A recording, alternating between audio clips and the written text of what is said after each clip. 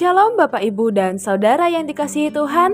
Senang bisa menyapa saudara sekalian dengan firman Tuhan yang diambil dari Lukas 15 ayat 4. Siapakah di antara kamu yang mempunyai 100 ekor domba dan jikalau ia kehilangan seekor di antaranya, tidak meninggalkan yang 99 ekor di padang gurun dan pergi mencari yang sesat itu sampai ia menemukannya? Hilang. Siapa di antara saudara pernah hilang atau tersesat ketika hendak pergi ke suatu tempat? Ketika tersesat, kita merasa bingung mau berjalan ke arah mana. Ke kanan atau ke kiri? Ke depan atau ke belakang?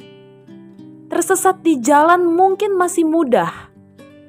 Bagaimana jika kita tersesat dan hilang di hutan belantara? Seperti yang saudara tahu bahwa ada banyak kasus pendaki yang tersesat di hutan ketika hendak mendaki gunung. Menurut Sony, seorang penulis dan pendaki gunung, ada alasan seseorang bisa hilang dan tersesat di hutan. Di antaranya, ini alasannya. 1. Pendaki salah memilih jalan.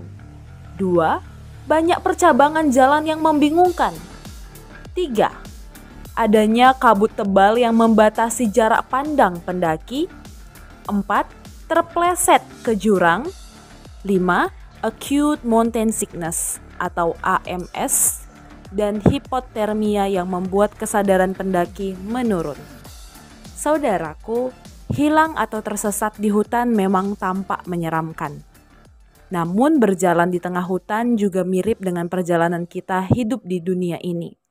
Kita sendiri yang menentukan keputusan apa yang baik untuk perjalanan kita ke depannya. Tak jarang ada banyak orang yang salah memilih jalan. Bingung mau memilih jalan kehidupan seperti apa. Bahkan kita berjalan ke arah yang salah karena ada kabut tebal yang menutupi mata kita. Bahkan kegagalan yang menjatuhkan kita seperti jatuh ke jurang rasanya membuat semangat kita patah. Bahkan kita sulit untuk berjalan kembali. Dan penyakit yang kita alami mungkin tak jarang membuat kita ragu dengan kepercayaan dan diri kita sendiri. Kita rentan untuk membuat keputusan yang menyesatkan diri kita. Seperti para pemungut cukai dan orang yang dianggap berdosa yang kemudian datang kepada Yesus, senang mendengarkan ajaran Yesus. Mereka excited. Orang-orang berdosa ini mengalami banyak hal. Hiruk pikuk dunia membuat mereka memilih jalan yang salah. Mereka terhilang, mereka tersesat di tengah-tengah dunia yang ramai. Namun para ahli Taurat hanya menghakimi dan menjauhi mereka. Sehingga orang yang merasa berdosa ini sama sekali tidak tahu jalan menuju yang benar. Mereka tersesat dan tak tahu jalan pulang. Karena itu Yesus dengan tegas dan berani berkata di dalam kitab Yohanes 14 ayat 6 bahwa Yesus adalah jalan dan kebenaran dan hidup. Karena pada saat itu ada banyak orang yang tersesat, diakibatkan oleh tekanan hidup yang membuat umat Tuhan bingung untuk pulang. Namun tidak ada yang memimpin langkah mereka untuk menuju jalan yang benar itu.